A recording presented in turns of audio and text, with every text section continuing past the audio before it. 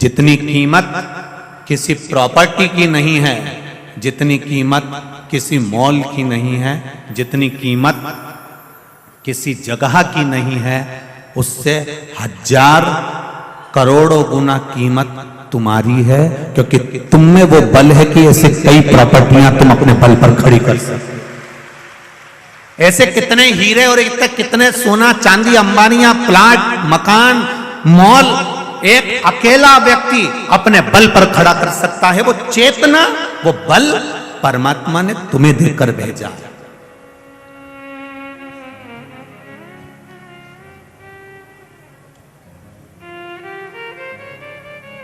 कई लोग रोते हैं आंखों में आंसू भर भर के, हम तो बहुत गरीब हैं गुरुजी, हम तो बहुत गरीब हैं। हम भी कह देते हैं जी काय की गरीब।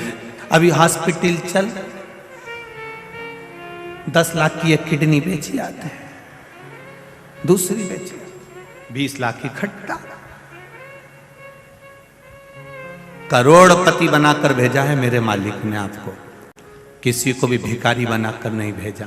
इस शरीर की जिस दिन तुम्हें कीमत समझ में आ जाएगी, कई लोग कहते हैं हमारा तो पैदा होना ही बेकार है, हमारा तो संसार में रहना ही बेकार है। हम उनसे एक बात पहले भी कहे, आज फिर कहते हैं, इतनी माताएं बैठी और इतने भाई लोग बैठे हैं, ये अपने कमरे में, अपने कक्ष में, अपने कमरे के अंदर अटाला बिल्कुल नहीं रखते।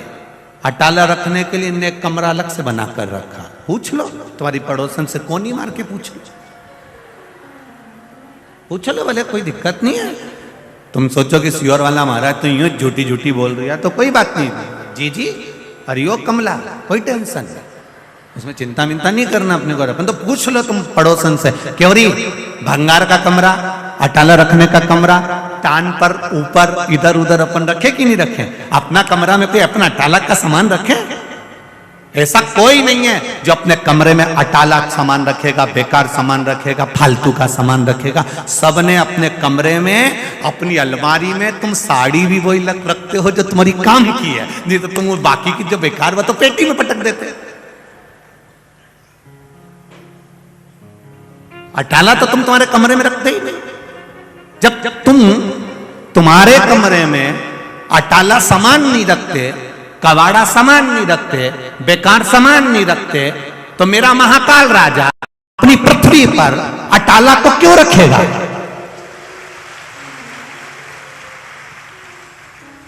बैकुंठ भगवान विष्णु का है, ब्रह्मलोक ब्रह्मदेव का है, इंद्रलोक इंद्रदेव का है, पर मृत्यु लोक तो मेरे महादेव का है। ये उसका घर है, उसका कमरा है। पृथ्वी पर भगवान उसी को पैदा करता है, उसी को जन्म देता है जिसको भगवान जानता है कि ये जन्म लेकर कुछ अच्छा कर सकता है, इसमें वो बल है, इसमें वो ताकत है कि ये संसार का उद्धार कर सकता है, उसको पैदा करता है। नहीं तो करते ही नहीं। वो तो कई माताओं के गर्भ में 4 महीने का, 6 महीने का, 8 महीने का, 15 महीने का, देखो बच्चा शांत हो जाए, 6 महीना 9 महीने का बच्चा हुआ शांत हो गया, कई पैदा होके शांत हो जाए, कई 2 महीने का शांत हो जाए। मां रोती है, बिलखती है, मेरा 2 महीने का बच्चा चले गया, मेरा 6 महीने का चले गया, मेरा 4 महीने का चले गया। पर भगवान से कोई पूछे इसका 4 महीने का क्यों गया, इसका 6 महीने का क्यों गया, इसका 3 महीने का क्यों गया? पार्वती जी शिव जी से पूछ ले कि तुमने इसके बच्चे को क्यों गिरवा दिया? ये बच्चा तो इसका पूरा होना था, 9 महीने का होना था, फिर इसको 8 महीने में, 7 महीने में, 6 महीने में क्यों समाप्त कर दिया? शंकर भगवान बोले, मुझे अपने घर में अटाला नहीं रखना, जो काम का होगा उसी को मैं रखूंगा, जो काम का नहीं है उसको मैं नहीं रखूंगा। कितना झगड़ा हुआ एक बार पार्वती जी का शिव जी के साथ में। शाम का समय था, पार्वती जी भगवान शंकर जी के साथ में घूमने निकली थी। भ्रमण करते करते माता पार्वती जी ने एक बच्चे को देखा जिसके हाथ विकलांग थे, हाथों से विकलांग था। सारे बच्चे नदी में कूद कूद कर नहा रहे थे, तालाब में कूद कूद कर नहा रहे थे, ये बेचारा घाट पर बैठा हुआ, हाथ विकलांग थे, तो ये बेचारा देख रहा था। पार्वती जी को दया आ गई। पार्वती जी ने कहा, भोलेनाथ, ये बेचारे के हाथ आप दे क्यों नहीं देते? कितना दुखी हो रहा है, इतना सा बच्चा हो रहा, कितना दुखी हो रहा। शिव जी बोले, नहीं पार्वती, ब्रह्मा जी ने लिखा है इसके भाग्य में पूर्व का अगर कोई कर्म होगा उसके कारण बस इसको तकलीफ भोगना पड़ रही है, तो मैं हाथ नहीं दे सकता। पार्वती जी आई कैलाश पर, उन्होंने भोजन करना बंद कर दिया। शंकर भगवान ने कहा पार्वती कुछ भोजन करो। नहीं, जब तक उस बच्चे के हाथ नहीं आ जाते तब तक मैं भोजन नहीं करूं। शंकर जी बोले पार्वती थोड़ा समझो, किसी कारण बस देना होता तो मैं खुद दुख काट देता, मैं दे देता, परंतु नहीं। पार्वती जी बोली मेरे कहने पे देना पड़ेगा। शिव जी ने कहा ठीक है। शंकर भगवान ने तथास्तु करा, उसके दोनों हाथ अच्छे कर दिए। दूसरे दिन वो नदी में नहाने गया, तालाब में नहाने गया। जैसे ही नदी तालाब में नहाने गया, दूसरे जो बच्चे पानी में तैर रहे थे, दूसरे बच्चे जो पानी में नहा रहे थे, नहाते नहाते उन बच्चों को दूसरा जो जिसको माता पार्वती के कहने पर देवाधिदेव महादेव ने हाथ दिया था,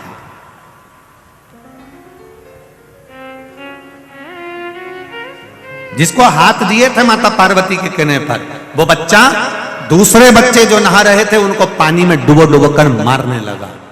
पूरे गांव में लोग रो रहे हैं, पूरे गांव में हाहाकार मची है, सब तरफ लोग आंसू बहा रहे हैं। पार्वती जी आज शिव जी के साथ में घूमने निकली तो पूछा प्रभु ये क्या हो रहा है, ये पूरा गांव क्यों रो रहा है? कहा इनके बच्चे मर गए। इतने सारे घर में बच्चे मर गए, किसने मारा?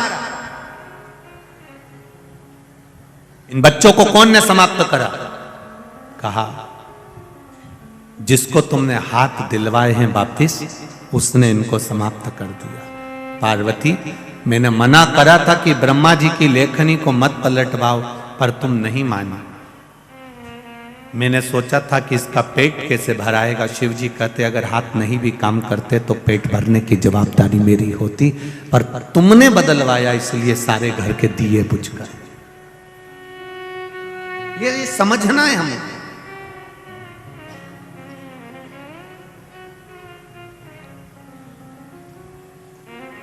आप कितने कीमत वाले हो,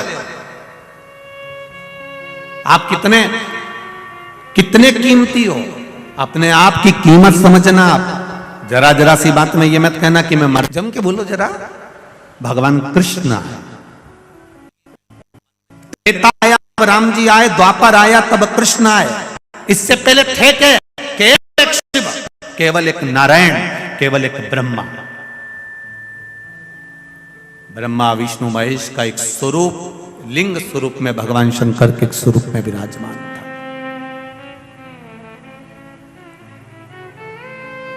अब पूरे अवंतिका में ब्राह्मण एक ब्राह्मण एक ऐसा था जिसको वेद की प्रियता थी, जिसको भजन की प्रियता थी, जिसको भक्ति की प्रियता।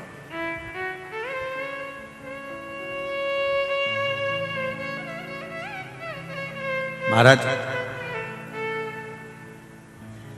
उस ब्राह्मण का नाम था वेद प्रिय, बड़ा विद्वान, सारे ब्राह्मणों के साथ में रहना, सब ब्राह्मणों के साथ में मिलकर भगवत भजन करना, सब ब्राह्मणों के साथ में मिलकर भगवान शंकर की भक्ति करना। अब शिव की भक्ति में दिन रात डूबा रहता था, दिन रात।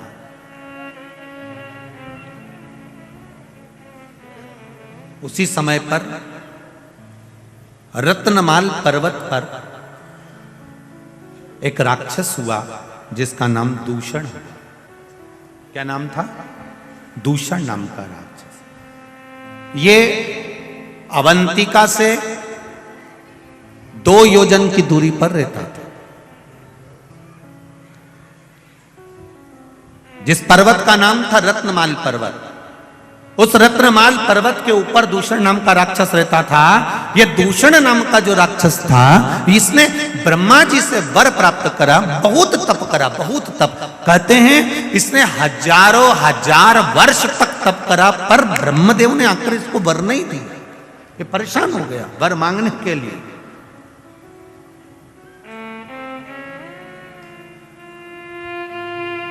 आखिरी में ब्रह्मा जी को फिर आना पड़ा और ब्रह्मा जी ने कहा मांग तुझे क्या चाहिए।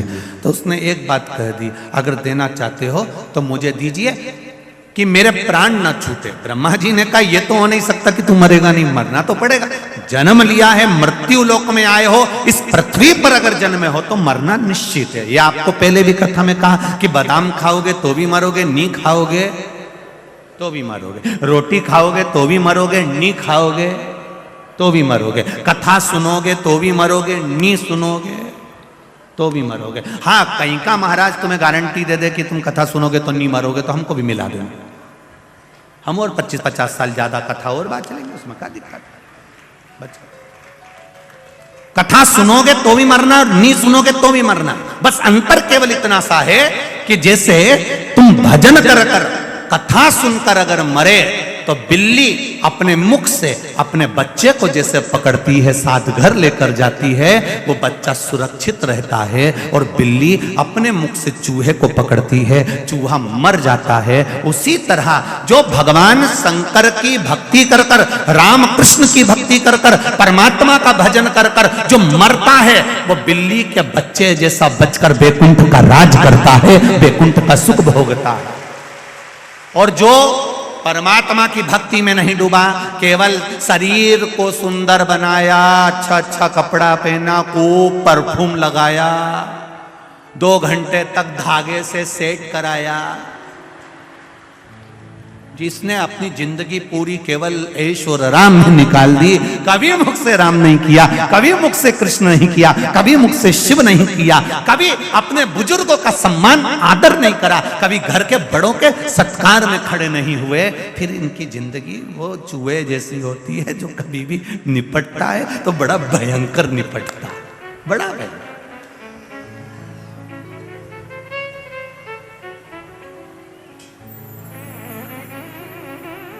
भक्ति के बल पर चलते, भाव के बल। महाराज दूषण ने कहा मुझे मरना नहीं है, आप मुझे वर दीजिए ब्रह्मदेव। ब्रह्मा जी ने कहा ऐसा नहीं हो सकता कि तुम मरोगे नहीं, मरना निश्चित है, ये निश्चितता है, तुम्हें मरना तो पड़ेगा, पर मुझे दूसरा वर दे दो। क्या वर चाहिए? महाराज अगर मैं मरूं, मान लो मेरे प्राण छूटे, तो मुझे मारने वाला भी ऐसा होना चाहिए जिसकी बहन ने हजारों वर्ष तक मेरे जैसा तप करा हो। अब जरा अवंतिका नरेश की कथा का जरा स्मरण करिएगा, बड़े ध्यान से सुनिएगा। और जितने लोग टीवी पर सुन रहे हैं, जितने लोग बाहर बैठकर सुन रहे हैं, मोबाइल पर सुन रहे हैं, थोड़ा ध्यान लगाकर सुनना। मुझे मारने वाला वो होना चाहिए जितना तप मैंने करा। अगर कोई पुरुष मुझे मारता है तो उसकी बहन ने साथ इतना ही तप होना चाहिए जितना तप मैंने किया। और यदि मेरे प्राण छूटते हैं और मेरा रक्त भूमि पर गिरता है तो मैं रूप फिर बदल सकता हूं। ब्रह्मा जी ने कहा तुम्हारा रक्त अगर पृथ्वी पर 1000 जगह गिरा तो तुम तो 1000 रूप रख लोगे, कुछ थोड़े से रूप तुमको दे सकता हूं। तो दूषण नाम के राक्षस ने रत्नमाल पर्वत के ऊपर जो तप साधना में बैठा था वर मांगा, अगर मैंने मेरा रक्त 84 बूंद पृथ्वी पर गिरती है तो मैं 84 बार रूप रखकर लड़ सकता हूं, मुझे वर दो। ब्रह्मा जी ने कहा तथास्तु, पर एक बात सुन लो, अगर 84 ही रूप उस बहन के भाई ने धारण कर लिए और उसने तेरा संहार एक साथ कर दिया तो फिर तेरा अंत निश्चित है। मैं मानता हूं कि मेरा अंत हो जाए। अब इतना वर सोच समझकर मांगा गया, इतना वर मांगा है। दूषण नाम का राक्षस तो आनंदित हो गया, उसने अवंतिका नगरी में प्रवेश कर गया। उसका सबसे बड़ी, वो कहते हैं ना, उसकी सबसे प्रिय चीज क्या थी, उसकी हॉबी क्या थी, तो कहा उसकी प्रियता, सबसे प्रियता यह थी कि ब्राह्मण के बच्चों को पकड़कर उनका रक्त निचोड़कर पीता था और बच्चों को जमीन में छोड़ देता था।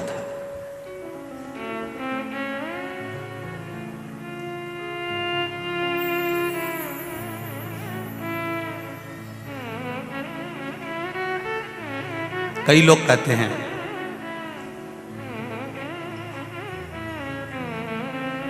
कि ब्राह्मणों ने जिंदगी भर केवल राज करा है, ठाट करा है। ऐसा नहीं है। पूरी पृथ्वी के जितने मंदिर हैं, देवालय हैं, जितने पूजा स्थल हैं, जितने सरोवर, जितने कुंड, जितनी नदियां, जितने तालाब, जितनी बावड़ियां हैं, इन जगह पर जाकर आप इतिहास पढ़ेंगे और सुनेंगे तो आपको मिलेगा सबसे प्रथम में बलिदान देने के लिए भी ब्राह्मण ही खड़ा होता था। निश्चितता। ये जितनी भी कथाएं होती है ना, सत्यनारायण जी की कथा देख लीजिए तो आपको मालूम पड़ जाएगा एक गरीब ब्राह्मण था। एकादशी की कथा निकालिए, उसमें आ जाएगा एक गरीब ब्राह्मण था। सारी कथाओं को निकाल कर देखिए, उसमें लिखा मिलेगा आपको कि एक गरीब ब्राह्मण था। इस जगह पर किसी बढ़िया को नहीं बोला, इस जगह पर किसी अन्य व्यक्ति को नहीं बोला। क्यों? ब्राह्मण का नाम लेकर मार्क इसलिए करा गया जिससे ब्राह्मण अपने भीतर शांति रखता है। अगर उसका नाम लिख भी दिया तो उसको कोई चिंता नहीं है, कम से कम हमारी नाम पढ़कर लोगों को मार्ग तो मिल जाएगा, लोग संभल तो जाएंगे, लोग सुधर तो जाएंगे। ठीक है, उतना।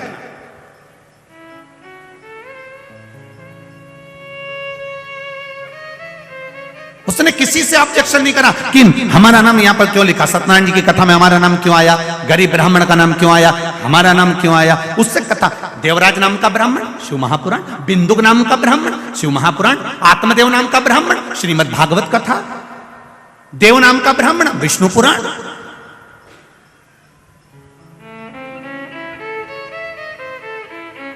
कल्याण नाम का ब्राह्मण कुर्म पुराण। आप उठाओ, एक एक पुराण में सबसे पहले कथा चालू होती है तो वहां पर उसके क्यों? क्योंकि उससे अगर कथा का प्रारंभ हो रहा है तो कोई को ये बुरा ना लगे। कहीं अगर किसी व्यक्ति का नाम लिख देते, किसी अन्य वर्ण का स्मरण कर देते तो उनको लगता कि हमारा नाम लिख दिया, तो उन्होंने कहा इसी का लिख दो, इससे मार्ग तो मिलेगा। कोई बात नहीं है, सहनशील है, शांति का प्रतीक है, इसके भीतर धीरजता रहेगी, कोई बात नहीं। तो यहां वर्णन किया वेद प्रिय नाम का ब्राह्मण और इस दूषण नाम का राक्षस रत्नमाल पर्वत से नीचे आया।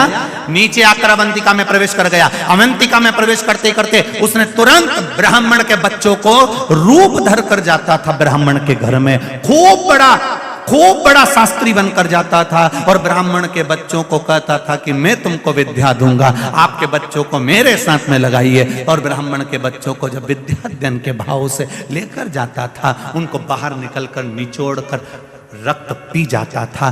सारे ब्राह्मणों के घरों में रोज का हाहाकार मचा होता था, रोज रोते थे, रोज आंसू ढलते थे, प्रतिदिन शव निकलते थे, बिलखते लोग।